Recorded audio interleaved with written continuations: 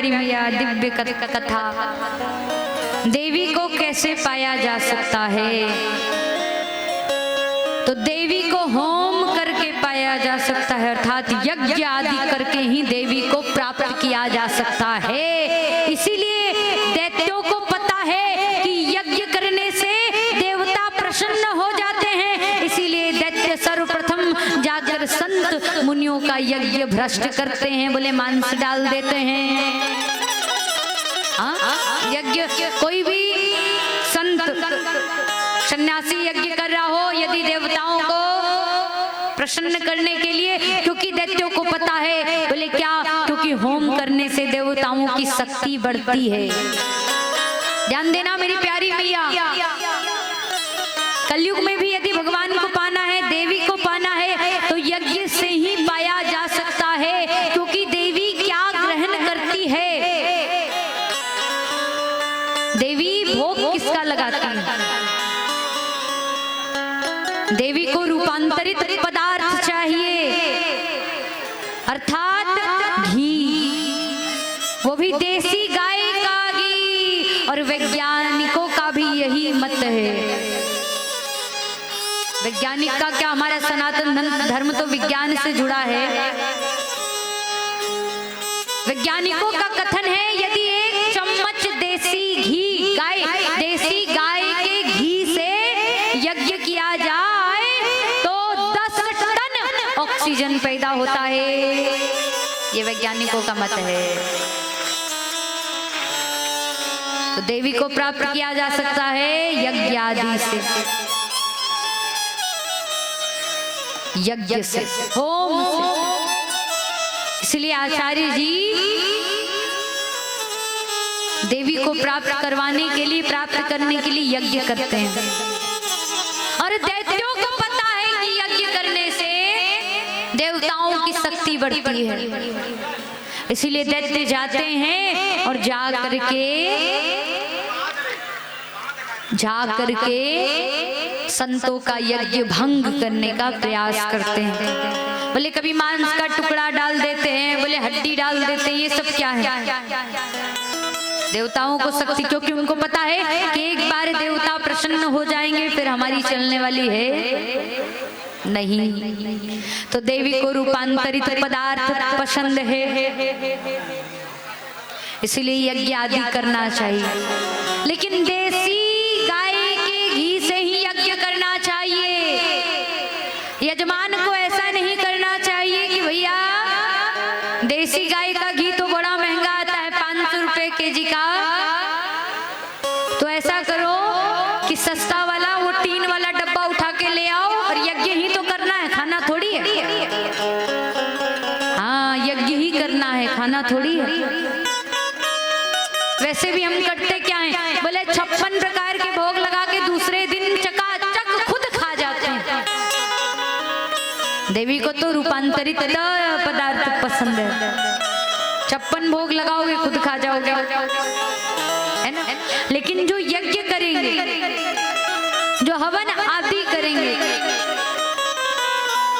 उससे देवी का भोग लगता है, वही देवी ग्रहण करती है। तो 2 दैत्य है, एक का नाम है रंभ, एक का नाम है क्रम्भ। दोनों निसंतान है,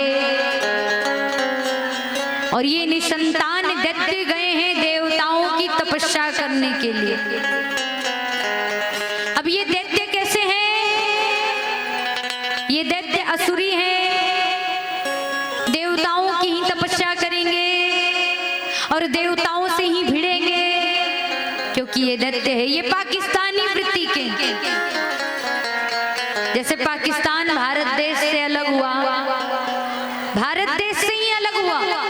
सर्वप्रथम पाकिस्तान को भारत देश से ही पैसा मिला गया, और भारत देश के ऊपर ही आक्रमण करने का प्रयास करता है। तो ये दैत्यों की वृत्ति है। कथा आती है कि रंभ नाम का जो दैत्य है, वो वट वृक्ष के नीचे, बरगद के पेड़ के नीचे, पंचाग्नि के अंदर तपस्या कर रहा है। और जो क्रम्भ नामक दैत्य है, रंभ क्रम्भ दो थे। रंभ तो वट वृक्ष के नीचे चला गया तपस्या करने के लिए अग्नि देवता का, और ये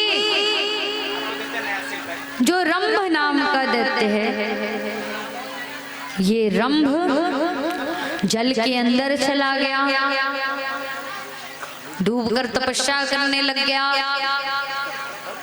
और हमारे शास्त्रों का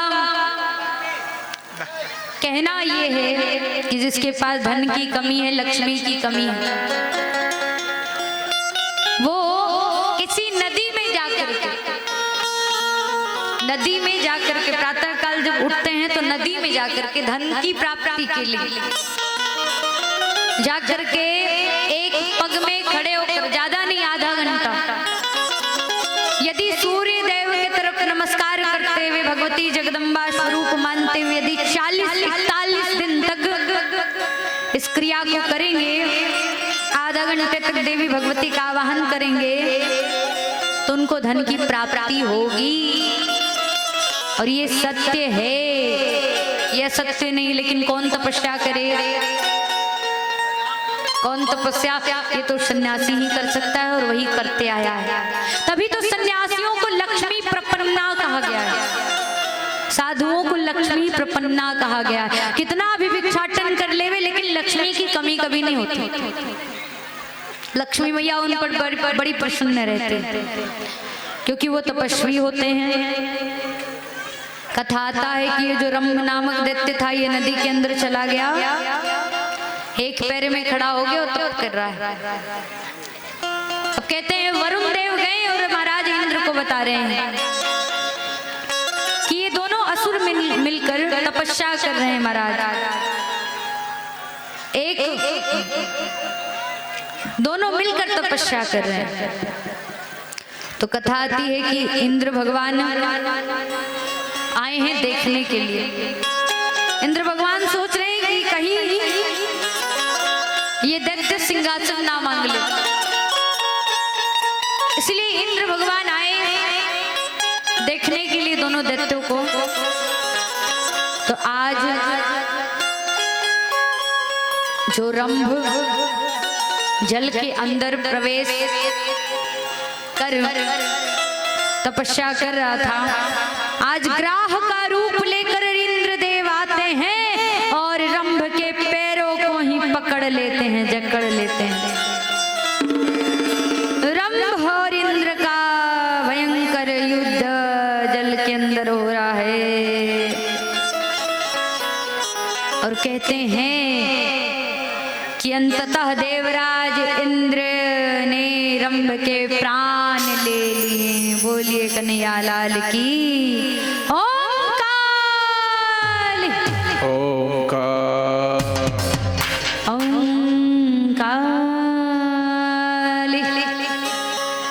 और ये जो क्रम्भ है, ये भी पंच तत्व के अंदर अर्थात पंचाग्नि अर्थात अग्नि के अंदर तपस्या कर रहे हो। ओम अग्नये नमः, ओम अग्नये नमः, ओम अग्नये नमः।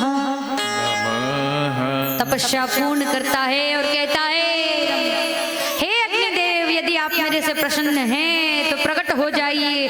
अग्निदेव प्रकट हो गए। बोलिए अग्निदेव की ओम काली। अग्निदेव ने कहा, मैं बड़ा प्रसन्न हूँ, क्या मांगना चाहते हो? वो दैत्य कहता है अग्निदेव से, हे अग्निदेव, मुझे पुत्र चाहिए। कहा कैसा पुत्र चाहिए? बोले वैसा पुत्र चाहिए जो त्रिलोकी बने, जो त्रिलोक पर विजय प्राप्त करे। ये दैत्यों का ही स्वभाव हो सकता है। अब अग्निदेव ने कहा तथास्तु, जाओ, लेकिन एक शर्त है। बोले क्या? एक शर्त ये है कि अभी तुम जिस स्थान से जाओगे सर्वप्रथम जिस पर तुम्हारा मन डिग जाए, अर्थात जिस स्त्री को देखकर तुम मोहित हो जाओ, उसी से तुम्हारा जो पुत्र होगा वही त्रिलोक पर विजय कर सकेगा और कोई नहीं। बोलो कन्हैया, बोलो ओम काली काली काली जय जय काली काली काली, ओम काली काली काली जय जय काली जय जय काली, ओम काली काली काली जय जय काली काली काली, ओम काली काली काली जय जय काली काली काली।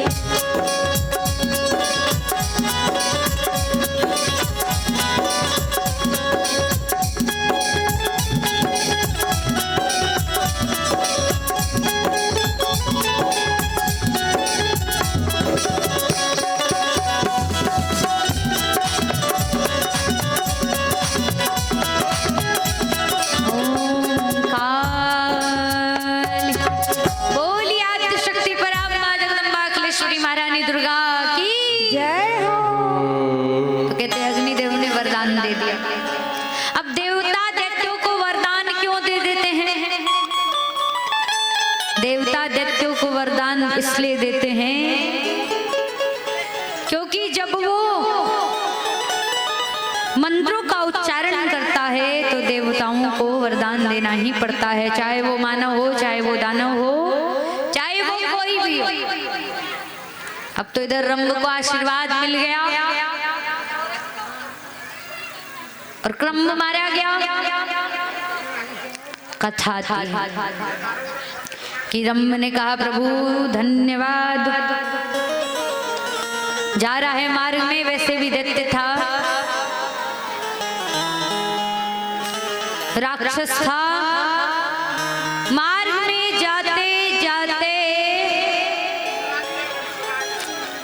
एक भैंस दिखता है रंभ को, ध्यान देना, कुछ भैंस चल रहे थे। अब ये तो दैत्य था, भैंस चल रहे थे, मन में कामना जागी और भैंस पर ही इस राक्षस का मन डिग गया, भैंस पर ही। अब बताओ जिसका मन भैंस पर डिग जाए वो तो दैत्य ही हो सकता है।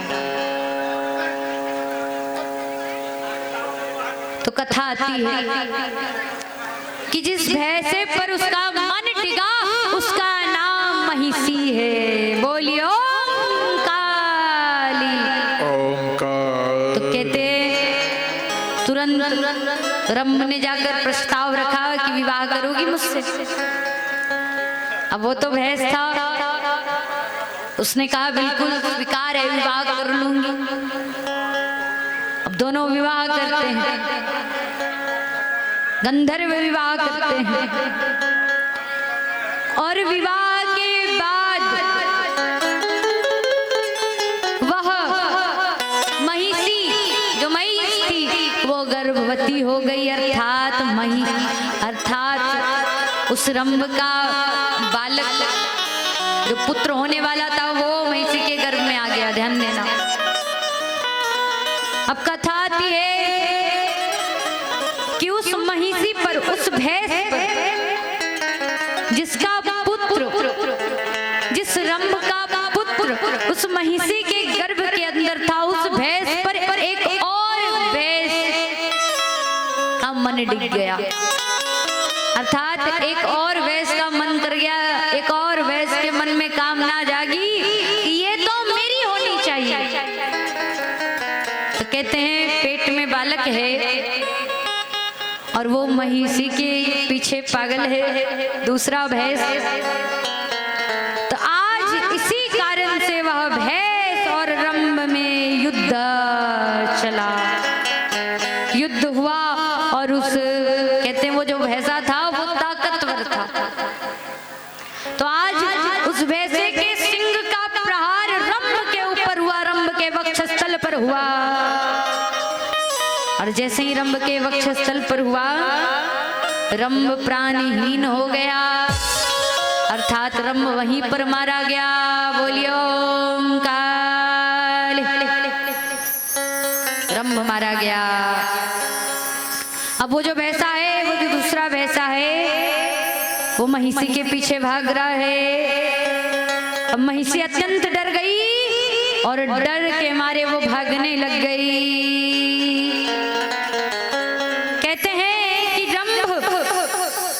रंभ और यक्ष, रंभ के मित्र थे यक्षगण। तो मार्ग में उस महिषी को यक्षगण दिखे। तो यक्ष रंभ के अति प्रिय मित्र थे। देख रहे हैं मेरी मित्र की पत्नी आ रही है। महिषी ने कहा, हे यक्षो प्राण बचाओ, हे यक्षो मुझे बचाओ, वरना ये वैसा मुझे मार देगा।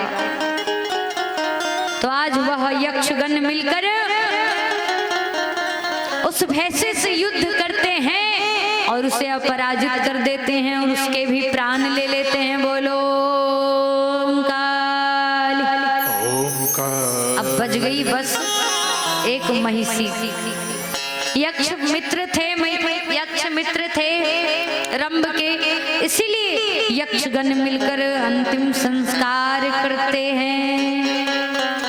अब जब अंतिम संस्कार करने वाले ही थे तो अपने पति के मृत शरीर को देखकर महिषी कहती है कि मैं अब सती बनूंगी, मैं सती होना चाहती हूँ, मैं अपने पति के साथ सती होना चाहती हूँ। क्यों? क्योंकि जब इस संसार में मेरा पति ही नहीं रहा तो मैं क्यों इस संसार में रहूं। यक्षों के मना करने के बाद भी महिषी कूद जाती है अग्नि में और वहीं पे जल के भस्म हो जाती है। बोली ओम काली। जल के जैसे ही भस्म होती है महिषी, वैसे ही उस अग्नि के मध्य भाग से दो असुरों का जन्म होता है। वो दिव्यासुर हैं, वो दो असुर हैं भयंकर भयावह। और जब वो असुरों का जन्म हुआ, ओम काली, वो इतने विशाल हैं, दो असुर हैं इतने विशाल हैं कि आज संतों के साथ अपशगुन होने लग गया। अपशगुन हो रहे हैं, स्वाहा कर रहे हैं तो स्वाहा हो ही नहीं रहा। गंगा मलिन होने लग गई। वो दो दैत्य बड़े विशाल हैं, कहाँ से उनका प्रागट्य हुआ? बोले अग्नि के मध्य भाग से। संसार में अशुभता अपशगुन होने लग गए।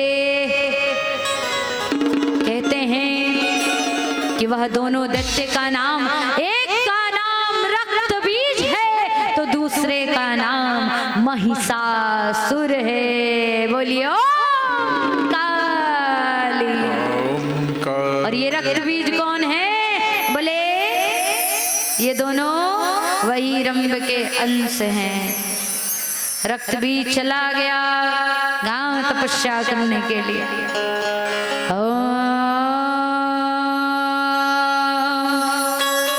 रक्त बीज गया उधर तपस्या करने के लिए। महिषासुर को कहता है जाओ तुम पाताल का राज्य संभालो। महिषासुर गया। पाताल के जो राजा धनु के सेनापति थे उन्होंने महिषासुर को पाताल का राजा बनाया। आरती उतारी। महिषासुर को कहते हैं सभी दैत्य मिलकर कि जाओ जाकर इंद्रासन छीन के लाओ, त्रिलोक पर विजय प्राप्त करना है। तो आज महिषासुर बड़ा चालाक है।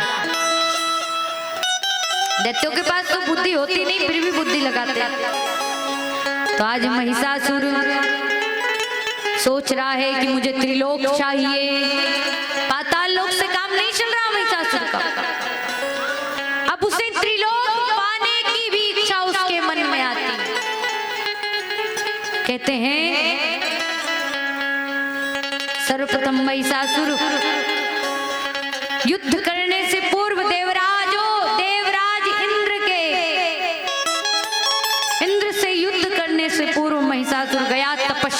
के लिए। और किससे तपस्या? ब्रह्मदेव को पुकार रहा है।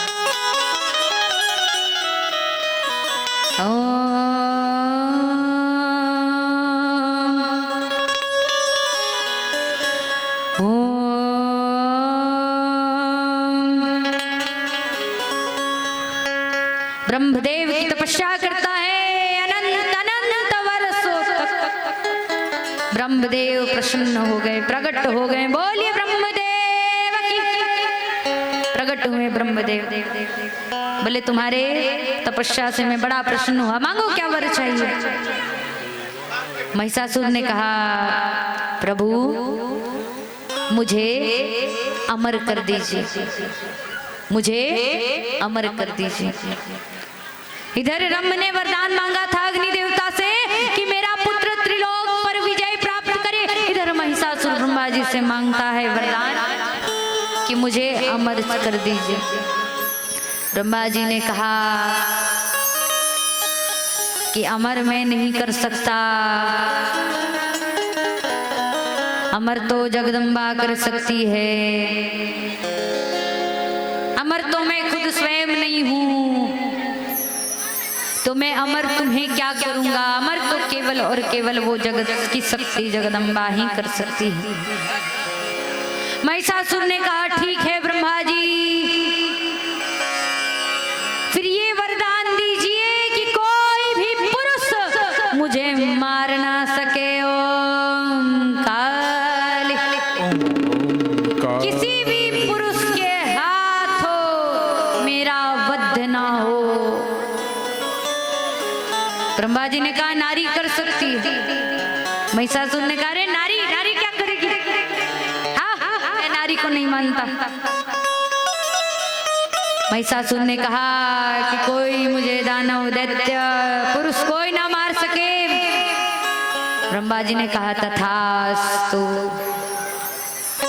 ब्रह्मदेव गायब हो गए, चले गए ब्रह्मलोक, दिव्य ब्रह्मलोक में विराजित होते हैं। इधर आज महिषासुर देवताओं पर अपनी भारी सेना लेकर आक्रमण कर देता है। बोलियो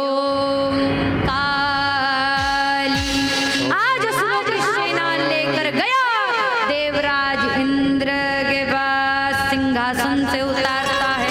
इंद्र नीचे उतरो। सबसे पहले तो महिषासुर स्वयं नहीं गया, अपने दूत को भेजता है, जाओ और इंद्र को कहो सिंहासन से उतर जाए,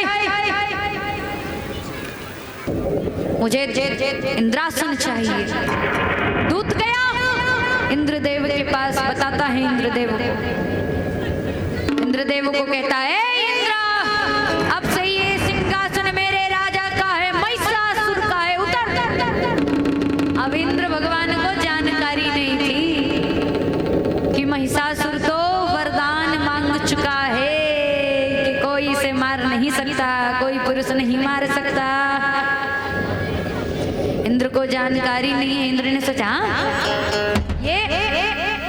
ये बौना सा दैत्य मुझसे लड़ेगा।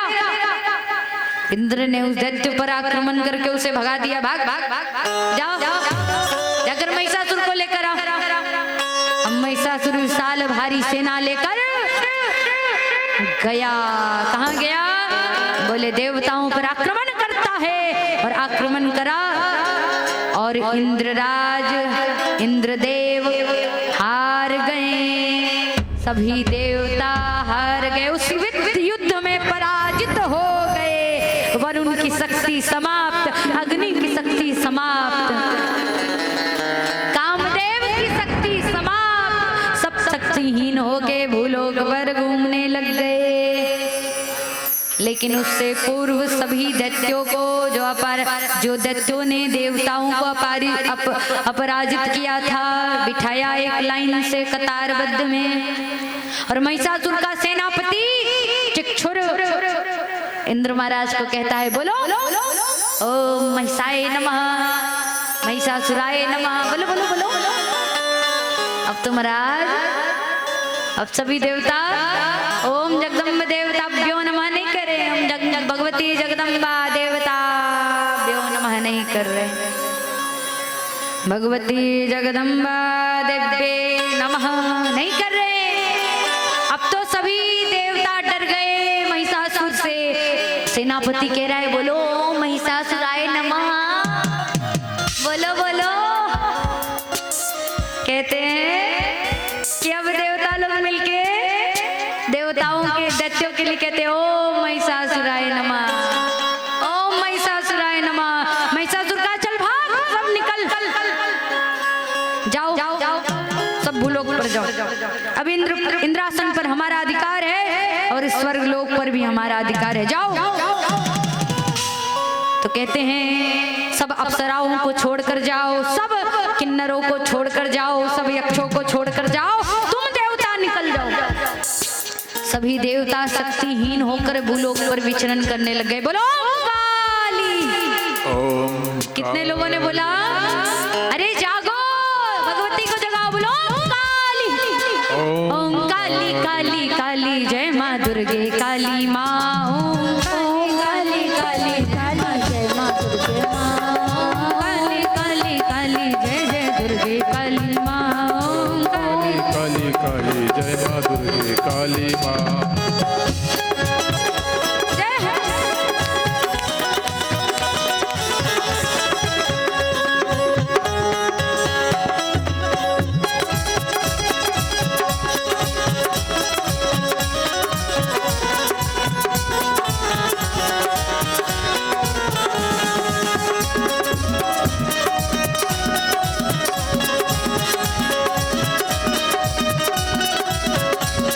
बोलिए भगवती जगदम्बा मात की जय हो। और सभी लोग जोर से कहें ओम काली। सभी देवता भूलोक पर भ्रमण कर रहे हैं, पृथ्वी लोक पर घूम रहे हैं। अब क्या करें?